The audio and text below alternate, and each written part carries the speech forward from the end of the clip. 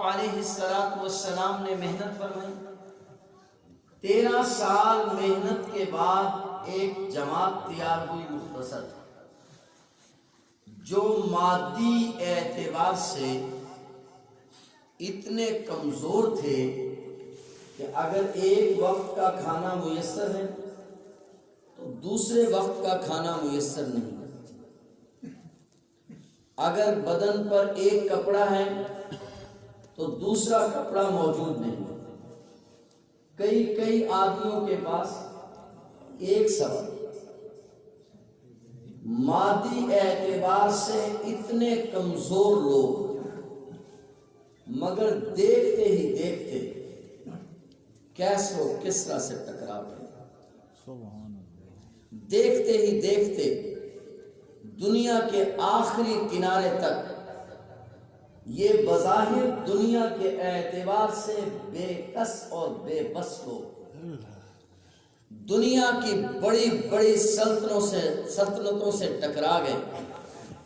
انسان سوچنے پر مجبور ہو جاتا ہے وہ کون سی چیز تھی جو بلال حبشی کو انتہائی تکلیف کے باوجود کہ اس کے جسم پر بھاری پتھر رکھے ہوئے ہیں، مگر کوئی چیز اس کو اس کے باوجود بھی احد احد کہنے پر مجبور کر دی.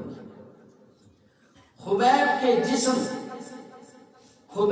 جسم کے نیچے شعلے، دہکتے شعلوں پر خبیب کا جسم ہے، مگر زبان پر احد احد ہے. سمیہ کے ٹکڑے ہو رہے ہیں، زنیرہ کی آنکھیں نکل رہی ہیں، صحابہ کرام کی چمڑیاں ادھڑ رہی ہیں، ان کو ابلتے کڑاہوں میں ڈالا جا رہا ہے. اس کے باوجود وہ اپنی بات پر قائم ہیں. وہ کون سی چیز تھی؟ وہ محبت مصطفیٰ کریم صلی اللہ علیہ وسلم. وہ محبت تھی جس نے صحابہ کرام کو ثابت قدم رکھا، اور وہ محبت جو پروان چڑھی تو صحابہ کرام اللہ کے دین کو لے کر دنیا کے آخری کونے تک پہنچے. لہذا جب تک وہ محبت ہمارے اندر پیدا نہیں ہوگی اس وقت تک ہم ترقی نہیں کر سکتے.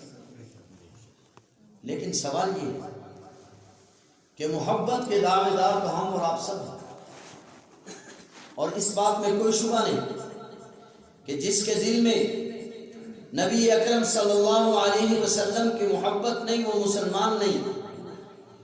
محبت کے دعوے دار تو ہم سب ہیں کہ ہمیں محبت ہے، اور بلا شبہ مسلمان کے دل میں محبت ہے، مگر یہ محبت جو مجھے اور آپ کو ہے، ایک محبت وہ تھی جو صحابہ کرام کو تھی، ایک مجھے اور آپ کو ہے. میری محبت دعوے دار میں محبت کہوں، مگر میری محبت مجھے داڑھی رکھنے پر مجبور نہیں کر رہی. میری محبت مجھے جھوٹ چھوڑنے پر مجبور نہیں کر رہی.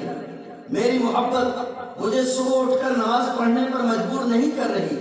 سمجھ نہیں آ رہی کہ میری اور ان کی محبت میں کیا فرق ہے. قاضی عیاض مالکی رحمہ اللہ تعالی نے بڑی عجیب بات لکھی ہے. میں بڑوں کی بات کر رہا ہوں، میری بات نہیں. فرماتے ہیں محبت کو لازم ہے، محبت کو لازم ہے اتباع. جو محبت اتباع پر مجبور نہ کرے وہ محبت نہیں.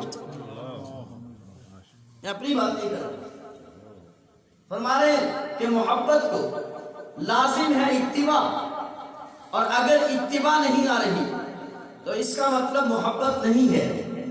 پھر ذرا میں اور آپ جائزہ لیں. اللہ کے رسول صلی اللہ علیہ وسلم فرما رہے ہیں وہ مومن نہیں. جس کو محبت نہیں ہے وہ توجہ چاہوں گا، جس کو محبت نہیں ہے وہ اللہ کے رسول فرما رہے ہیں. میں نہیں کہہ رہا کہ لا یؤمن احدکم، تم میں سے کوئی ایک اس وقت تک مومن نہیں ہو سکتا جب تک میں اس کو سب سے زیادہ محبوب نہ ہو جاؤں. قاضی عیاض فرماتے ہیں محبت کو اتباع لازم ہے. اگر ایک شخص محبت کا دعوے دار ہے اور اتباع نہیں کر رہا، محبت کے دعوے میں جھوٹا ہے. بڑی عجیب بات لکھی ہے قاضی ایاز نے، کہتے کہ محبت جب ترقی کرتی ہے تو محبوب کو ملنے کو دل چاہتا ہے، محبت جب ترقی کرتی ہے محبوب کو دیکھنے کو دل چاہتا ہے، محبت جب ترقی کرتی ہے محبوب کی ادا اپنانے کو دل چاہتا ہے، محبوب جیسا لباس پہننے کو دل چاہتا ہے، محبوب جیسی باتیں کرنے کو دل چاہتا ہے، محبوب کی ادائیں اپنانے کو دل چاہتا ہے۔ اگر ابھی تک میرا دل داڑھی رکھنے کو نہیں چاہا، اگر ابھی تک میرا دل حضور، اگر ابھی تک میرا دل اتباع کو نہیں چاہا، اگر ابھی تک میرے دل سے گناہ کی محبت نہیں نکلی، نیکی کی محبت میرے دل میں نہیں آئی، تو اس کا مطلب ہے ابھی محبت کامل حاصل نہیں ہے۔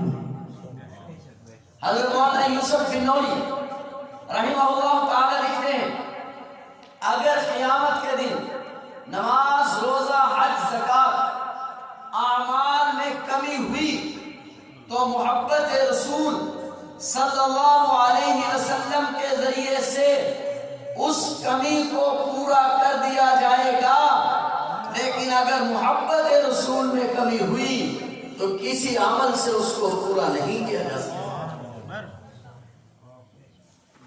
تو محبت جب ترقی کرتی ہے تو میں عرض کر رہا تھا انسان کا ادا اپنانے کو دل چاہتا ہے، جب محبت اور ترقی کرتی ہے، توجہ سے میری بات سمجھنا، میں بڑی اہم بات کرنے لگا، محبت ترقی کرتی ہے تو ادا اپنانے کو دل چاہتا ہے، جب محبت اور ترقی کرتی ہے پھر انسان کو وہی چیز محبوب ہو جاتی ہے جو محبوب کو محبوب ہے۔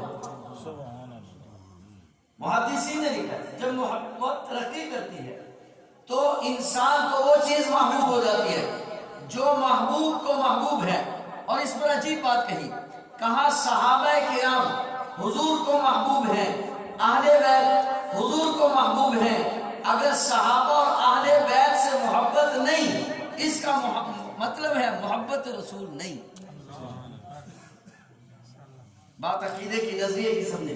حضور علیہ السلام فرمانے جس نے صحابہ سے محبت کی اس نے مجھ سے محبت کی، آپ فرمانے جس نے سنت سے محبت کی اس نے مجھ سے محبت کی، جس نے میری سنت کو اپنایا وہ قیامت کے دن میرے ساتھ ہوگا۔ لہٰذا پہلی بات یہ سمجھیں کہ دنیا میں دین کی ترقی کا سبب وہ عشق مصطفیٰ ہے، محبت مصطفیٰ صلی اللہ علیہ وسلم ہے، اور محبت مصطفیٰ کے لیے ضروری ہے کہ ہمارے دل میں اتباع کا جذبہ ہو، حضور جیسا رنگ اپنانے کا جذبہ ہو۔ اگر وہ پیدا نہیں ہوا تو اس کا مطلب یہ ہے کہ محبت کا دعویٰ ہے، میں نہیں کہہ رہا۔ قاضی ایاز رحمہ اللہ تعالیٰ فرمانے محبت نہیں ہے۔ پہلی بات۔ دوسری بات یہ کہ محبت پیدا کیسے ہوئی؟ اور میں نے اس کے بہت سارے اسباب لکھے، ان اسباب میں سے ایک سبب نبی کریم صلی اللہ علیہ وسلم کے خصائص کا بیان کرنا ہے، آپ کے فضائل کا بیان کرنا ہے۔ آپ علیہ السلام کو اللہ تعالیٰ نے جو عظمتیں اور شانیں عطا فرمائی ہیں ان کا بیان کرنا ہے۔ تو اپنے سبق میں عام طور پر کچھ چیزوں کا ذکر کیا کرتا ہوں۔ ابھی ہمارے مخدوم استاد محترم حضرت مولانا یعقوب احسن صاحب فرما رہے تھے نبی انسانوں میں سے ہوئے، سمجھ رہے میری بات؟ اس پر میں ایک بات کہا کرتا ہوں کہ جب ہم کہہ دیتے ہیں کہ نبی انسان ہوتا ہے تو بعض بیچارے یہ سمجھتے ہیں کہ شاید اپنے جیسا کہہ رہے ہیں۔ میں نے کئی بار پہلے بھی عرض کیا ہے، مرتبے اور مقام کے اعتبار سے اپنے جیسا تو بڑی دور کی بات ہے۔ اگر کوئی یہ کہہ دینا کہ ہمارے نبی حضرت نوح علیہ السلام جیسے ہیں، موسیٰ علیہ السلام جیسے ہیں، ہمارے ذکر وہ بھی کافر ہو جائے گا، جو حضور کی شان کو کم کر رہا ہے۔ سمجھے گا بات؟ یہ نہیں سمجھے؟ انسان ہونے کا مطلب یہ نہیں کہ ہمارے جیسے، اس کے پھر تھوڑی سی تعبیر بدلی کہ نبی انسانوں میں سے انسان ہوتا ہے مگر انسانوں جیسا انسان نہیں ہوتا. جیسے حجر اسود پتھروں میں سے پتھر ہے مگر پتھروں جیسا پتھر نہیں. زمزم پانیوں میں سے پانی ہے مگر پانیوں جیسا پانی نہیں. نبی انسانوں میں سے انسان ہوتا ہے مگر انسانوں جیسا انسان نہیں. اس پر میں پہلے پروگراموں میں بات کر چکا ہوں، اس لیے بات آگے سے شروع کروں گا کہ نبی کی پیدائش جدا، نبی کی نیند جدا، اسی طرح نبی کی موت بھی جدا. بات کو ذرا دھیان سے سمجھنا. جس طرح نبی کا پیدا ہونا برحق، اس طرح نبی کی وفات بھی. یار بولیں گے نہیں نا؟ تھوڑا تھوڑا بولے ہیں، کوئی ہوں ہاں تو کہے نا. جس طرح نبی کی پیدائش برحق، اس طرح نبی کی وفات بھی برحق. لیکن جس طرح نبی کی نیند جدا، اس طرح نبی کی وفات بھی جدا. ذرا غور فرمانا. عام انسان کا انتقال ہو جائے لباس اتارا جاتا ہے، اور نبی کا انتقال ہو جائے تو لباس نہیں اتارا جاتا، لباس سمیت غسل دیا جاتا ہے. عام انسان کا انتقال ہو جائے جنازہ پڑھا جاتا ہے، نبی کا انتقال ہو جائے درود شریف پڑھا جاتا ہے، جنازہ نہیں پڑھا جاتا. عام انسان کا انتقال ہو جائے، اس کی بیوی کے ساتھ عدت گزرنے کے بعد نکاح جائز ہو جاتا ہے. نبی کا انتقال ہو جائے، عدت گزر جانے کے باوجود بیوی سے نکاح جائز نہیں ہوتا. عام انسان کا انتقال ہو جائے، اس کا مال مال وراثت بن جاتا ہے. نبی کا انتقال ہو جائے، مال مال وراثت نہیں بنتا ہے. عام انسان کا انتقال ہو جائے، جنازہ پڑھ کے اس کو قبرستان لے جایا جاتا ہے. نبی کا انتقال ہو جائے تو قبرستان نہیں لے جایا جاتا، بلکہ جہاں نبی کا انتقال ہوتا ہے نبی کو وہیں پر دفن. ذرا توجہ سمجھے، میں نے اس سے آگے بات شروع کرنی. نبی کا جہاں انتقال ہوتا ہے نبی کو وہیں پر دفن کیا. اس کی وجہ ہے علماء نے لکھا ہے کہ مومن مسلمان کو انتقال کے بعد اس کی قبر جنت کی طرف لے جایا جاتا ہے، مگر نبی کا مقام کیونکہ جنت سے بلند ہوتا اس لیے نبی کو جنت کی طرف نہیں، جنت کو نبی کے قدموں میں لایا جاتا ہے. ماشاءاللہ. اب ذرا غور سے بات سمجھیں. آج میں نے وہ خصوصیات نبوت کی ذکر کرنی جو وفات کے بعد. توجہ سے بات سمجھیں گے. نبی کریم صلی اللہ علیہ وسلم کا انتقال ہوا. انتقال صحابہ کرام 10 آدمی آ رہے ہیں، درود شریف پڑھ کر واپس جا رہے ہیں. 10 آدمی حجرہ اقدس میں داخل ہوتے ہیں، درود شریف پڑھ کر واپس. ایک واقعہ تو عجیب یہ پیش آیا کہ سیدنا ابو بکر صدیق رضی اللہ تعالیٰ عنہ دوسرے دن تشریف. توجہ سے بات سمجھیں. کب تشریف لائے؟ دوسرے دن. یہ بھی عجیب بات ہے حضرت، توجہ چاہوں گا آپ کی. عجیب واقعہ پیش آیا. جن دنوں نبی کریم صلی اللہ علیہ وسلم بیمار تھے ان دنوں سیدنا ابو بکر صدیق رضی اللہ تعالیٰ عنہ کی ایک اہلیہ بھی بیمار تھی. روز سیدنا ابو بکر صدیق رضی اللہ تعالیٰ عنہ کہتے آقا میں گھر چلا جاؤں. آپ فرماتے ہیں جس دن آپ کی زندگی کا آخری دن تھا، کہا آقا میں گھر چلا جاؤں، آپ نے فرمایا چل. سیدنا ابو بکر صدیق رضی اللہ تعالیٰ عنہ کی اہلیہ یہ حوالی میں رہتی تھی، باہر رہتی. آپ چلے گئے، ادھر پیچھے نبی کریم صلی اللہ علیہ وسلم کا انتقال ہے۔ علماء نے بڑی عجیب بات کی، کہا جب روکنے کا آج تو وقت تھا، آج جانے کی اجازت دے دی، تو جب روکنا نہیں چاہیے تھا اس وقت روکتے رہے، جب روکنے کا وقت آیا اس وقت اجازت دے دی۔ محدثین لکھتے ہیں نہیں یہ مسئلہ نہیں، جب تک وہ علوم جو امت کے لیے ضروری تھے سینہ صدیق اکبر میں نہیں آئے، حضور روکتے رہے، جب سینہ صدیق اکبر میں آ گئے اجازت دے۔ شان صدیق اکبر زندہ باد، مصطفیٰ کا ہم سفر ابو بکر، مصطفیٰ کا ہم سفر ابو بکر، شان محمد مصطفیٰ زندہ باد۔ اور اس پر دلیل عجیب پیش ہے، بخاری شریف میں روایت ہے، نبی کریم صلی اللہ علیہ وسلم، میرے اکابر فاضل علماء بیٹھے ہیں، میں طالب علمانہ بات کرنا چاہتا ہوں۔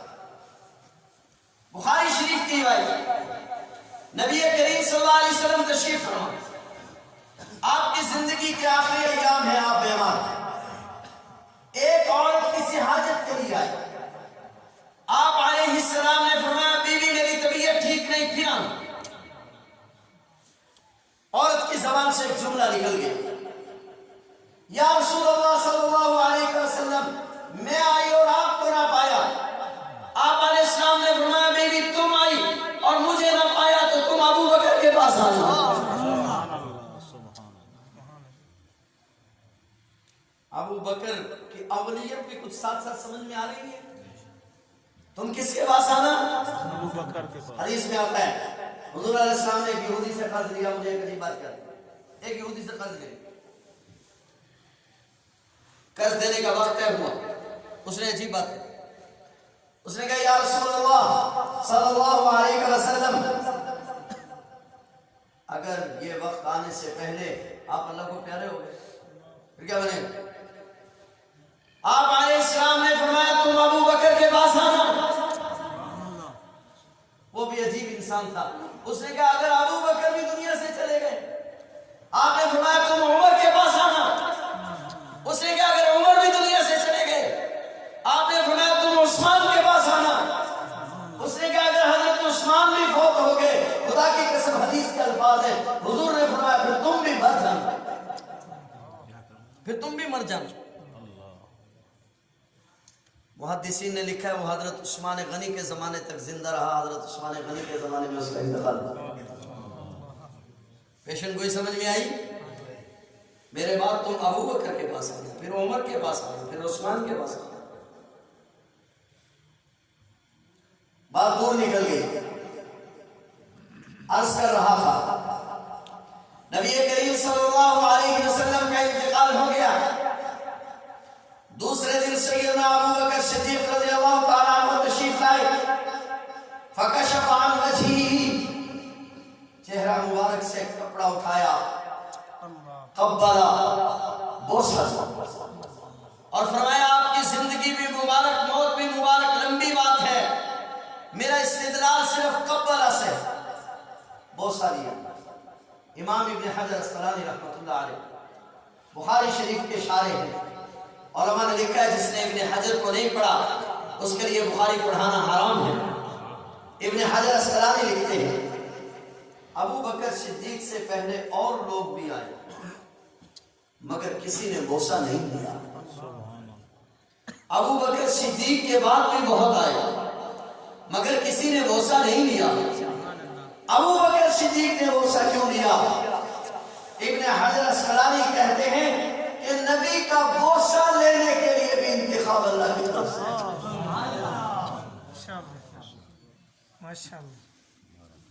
توجہ ہے؟ حضور علیہ السلام کا انتقال ہو گیا، سیدنا فاروق اعظم رضی اللہ تعالیٰ عنہ تلوار لے کر گئے۔ جو کہے گا نا کہ حضور علیہ السلام کا انتقال ہو گیا، آج اس کی گردن اڑانی۔ جب سیدنا ابو بکر صدیق رضی اللہ تعالیٰ عنہ آئے، خطبہ ارشاد فرمایا، بس خطبہ ارشاد فرمانا تھا کہ تلوار توجہ رہے، مسئلہ کاش میں سمجھا سکوں آپ۔ یہ جو دونوں حضرات ہیں نا، دائیں جانب سیدنا ابو بکر صدیق رضی اللہ تعالیٰ اور بائیں جانب سیدنا فاروق اعظم، اسی طرح بیٹھے۔ حدیث پاک میں بتایا، عبداللہ بن مسعود رضی اللہ تعالیٰ عنہ فرماتے ہیں ایک دن نبی کریم صلی اللہ علیہ وسلم تشریف لا رہے ہیں، سیدنا ابو بکر صدیق دائیں ہیں، سیدنا فاروق اعظم بائیں ہیں۔ مسجد میں آپ علیہ السلام نے قدم رکھا، صحابہ کرام دیکھ کر اس طرح آتے ہوئے مسکرا پڑے۔ حضور علیہ السلام نے فرمایا ہاکذا نبعث، ہمیں اسی طرح اٹھایا ہے۔ قبر سے بھی ابو بکر و عمر کو میرے ساتھ اٹھایا۔ اور جو ہے یہ جو دو ہیں ان کے بارے میں حکم ہے وشاورہم فی الامر، سے مشورہ کر لیا۔ حضور نبی پاک صلی اللہ علیہ وسلم نے فرمایا میرے دو وزیر زمین پر ہیں، دو وزیر آسمان پر ہیں۔ زمین پر دو وزیر ابو بکر و عمر ہیں، آسمان پر جبرائیل اور میکائیل۔ یہ بھی وزیر ہیں، وہ بھی وزیر ہیں، ذرا توجہ رہے۔ انتخاب اللہ کی طرف سے ہے، حکم ہے مشورہ لیا کر۔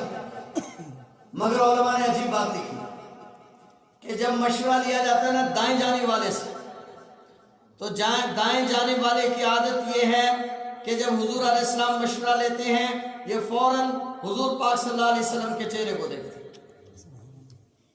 مزاج شناس نبوت ہے، حضور کے چہرے کو دیکھ کر ایک رائے قائم کرنا، بس رائے دیتے ہیں۔ پھر اس کی رائے کبھی نبوت کی رائے کے خلاف نہیں ہوتی۔ نبی کریم صلی اللہ علیہ وسلم جب آخری حج سے واپس تشریف لائے تو نبی پاک صلی اللہ علیہ وسلم نے فرمایا ابو بکر میرا وہ صحابی ہے جس کی رائے کبھی میری رائے کے خلاف نہیں۔ تو جو ہے بات ابو بکر صدیق کی آ گئی تو کہنا چاہیے۔ کنز الایمان میں روایت ہے نبی کریم صلی اللہ علیہ وسلم ایک دن قباء میں تشریف فرما تھے۔ سیدنا فاروق اعظم رضی اللہ تعالیٰ عنہ وضو کر کے داخل ہوئے تو جبرائیل علیہ السلام بھی سیدنا فاروق اعظم کے ساتھ ساتھ آئے اور سیدنا فاروق اعظم کی طرف حیرانگی سے دیکھا اور دیکھ کر فرمایا یا رسول اللہ صلی اللہ علیہ وسلم یہ آپ کے بھائی عمر ہیں؟ حضور نبی کریم صلی اللہ علیہ وسلم نے فرمایا ہاں یہ میرا بھائی عمر ہے۔ آسمان پر اس کا کیا مقام ہے؟ زمین کی تو بات ہوتی رہتی ہے، آسمان پر اس کا کیا مقام ہے؟ تو جبرائیل علیہ السلام نے عرض کی یا رسول اللہ صلی اللہ علیہ وسلم اگر میں جبرائیل کو 1000 سال زندگی عطا کر دی جائے اور میں 1000 سال اس دیوانے اور پروانے کے فضائل بیان کروں تو میری زندگی تھوڑی ہے، اس کے فضائل زیادہ۔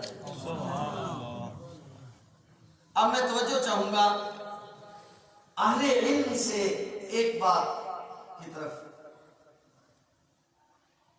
اہل علم میرے مخاطب ہے، سوال تھا سیدنا عمر فاروق رضی اللہ تعالیٰ عنہ کے بارے میں، بات ختم ہو گئی، ان کی فضیلت بیان کر دی گئی، لیکن جبرائیل علیہ السلام خاموش نہیں ہوئے اور کہا یا رسول اللہ صلی اللہ علیہ وسلم رہا آپ کا ابو بکر۔ اب سوال یہ ہے کہ ابو بکر یہاں موجود نہیں ہے، ابو بکر صدیق رضی اللہ تعالیٰ عنہ کی کوئی بات نہیں ہے۔ وجدان میرا یہ کہتا ہے کہ فاروق اعظم کی یہ عظمت سن کے حضور علیہ السلام کو اپنے ابو بکر کا خیال آیا، جس میں جبرائیل نے کہا رہا آپ کا ابو بکر۔ یا رسول اللہ صلی اللہ علیہ وسلم میں جبرائیل کو اگر 1000 سال کی زندگی عطا کی جائے تو میری زندگی کم پڑ جائے گی، عمر کے فضائل زیادہ ہیں، مگر رہا آپ کا ابو بکر، یہ عمر تو آپ کے ابو بکر کی ایک نیکی ہے۔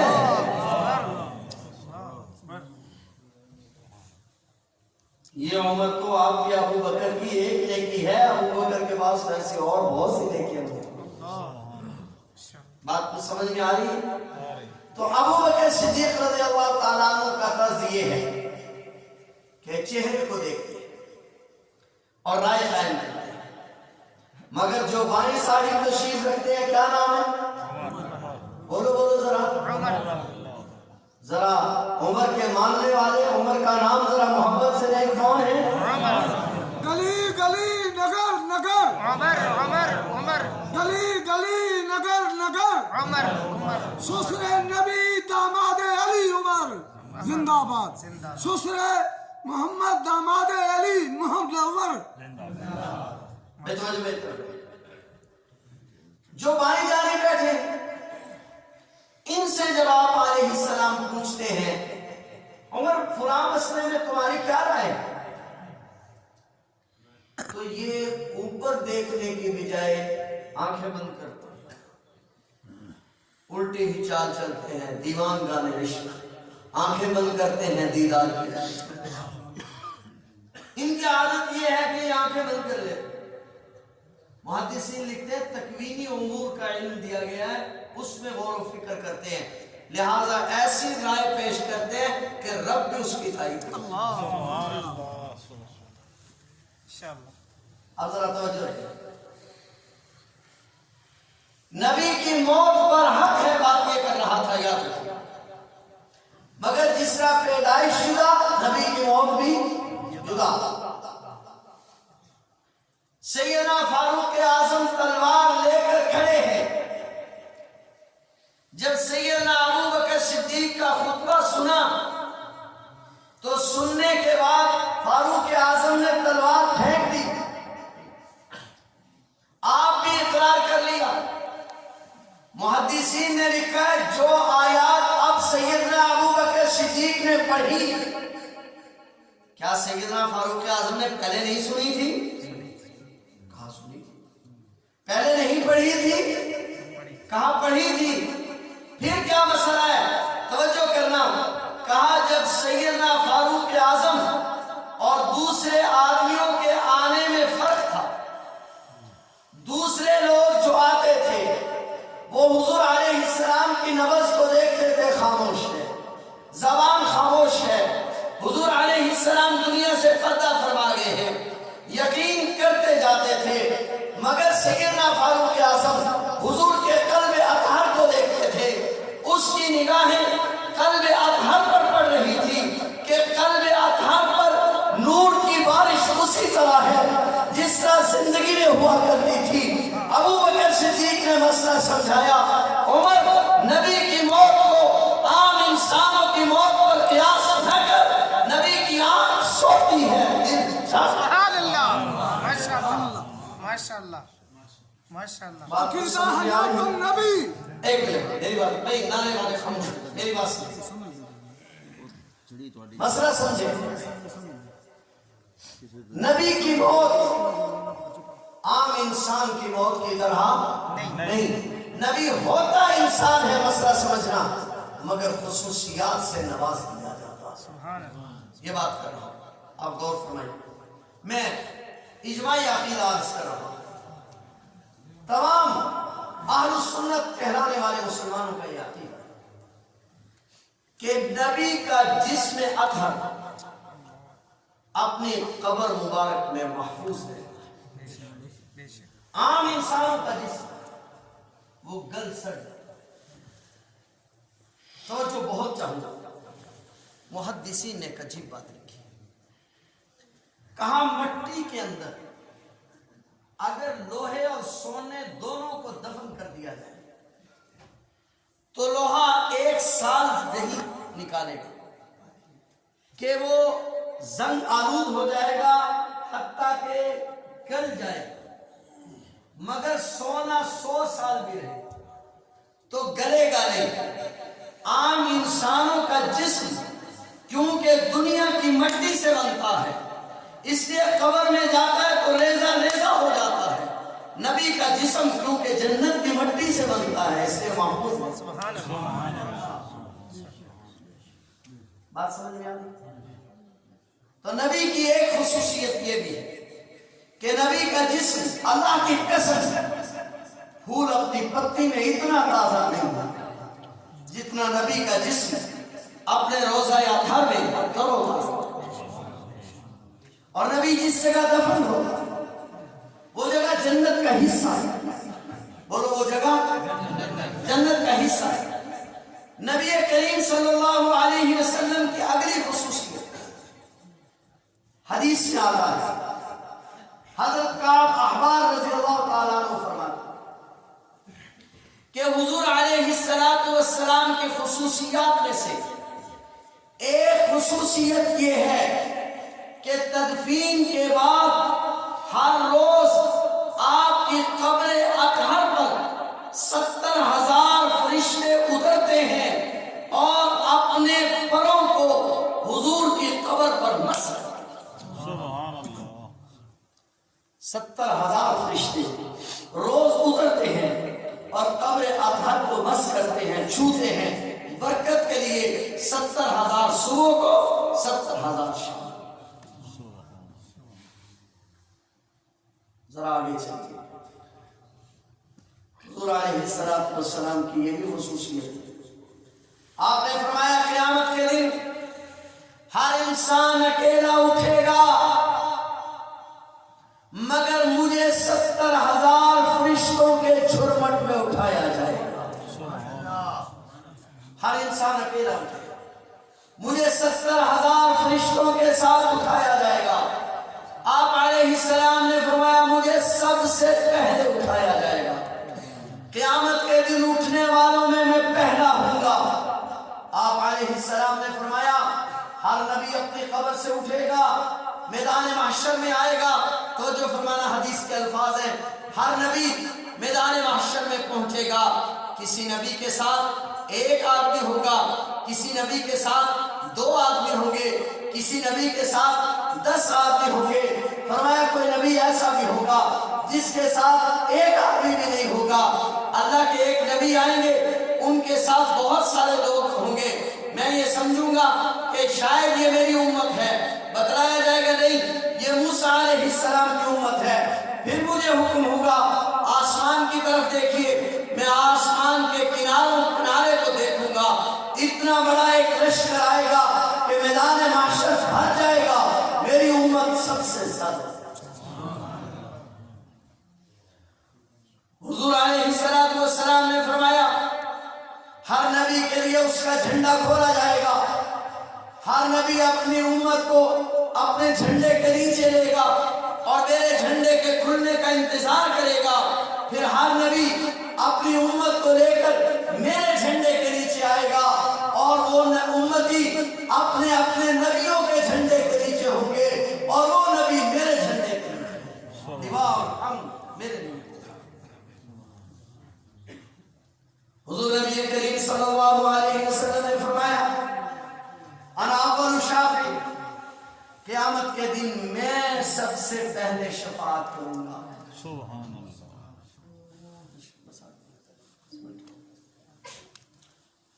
تو جو ہے میں شفاعت کروں. آپ علیہ السلام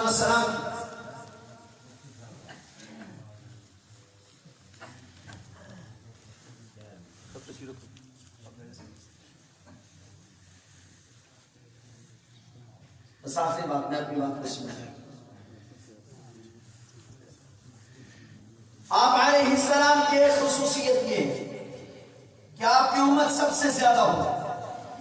حضور علیہ السلام نے فرمایا میری امت جب آئے گی تو میری امت میں 70,000 افراد وہ ہوں گے جو بغیر حساب کتاب کے جنت میں داخل ہوں گے. یہ بھی آپ کو حضور علیہ السلام نے فرمایا میں سب سے پہلے اپنی امت کو سب سے پہلے صراط پر لے کے جاؤں گا, پھر صراط پر لے کے جاؤں گا اور اپنی امت کی سفارش کروں گا اور سب سے پہلے جنت کا دروازہ بھی میں کھٹکھٹاؤں گا. سبحان اللہ. حضور علیہ السلام نے فرمایا سب سے پہلے جنت کا دروازہ میں کھٹکھٹاؤں گا اور سب سے پہلے جنت کا دروازہ میرے لیے کھولا جائے گا. تو بات یہ کر رہا تھا کہ نبی انسان ہوتا ہے مگر انسان ہونے کے ساتھ ان کو کچھ ایسی خصوصیات سے نواز دیا جاتا ہے کہ وہ باقی انسانیت سے جدا ہو جاتا ہے. یہ حضور علیہ السلام کی وہ خصوصیات ہیں جو آپ کو اگلے جہان میں عطا فرمائی جائیں گی. آپ علیہ السلام نے فرمایا اللہ تعالیٰ مجھے مقام شفاعت عطا فرمائیں گے, مقام محمود عطا فرمائیں گے. مقام محمود کیا ہے؟ مقام شفاعت عطا فرمائیں گے. سب سے پہلے میں شفاعت کروں گا, مجھ سے پہلے کوئی شفاعت نہیں. اللہ تبارک و تعالیٰ سے دعا ہے اللہ جل شانہ ہمارے اس مجلس کو حضور علیہ السلام کی محبت کا ذریعہ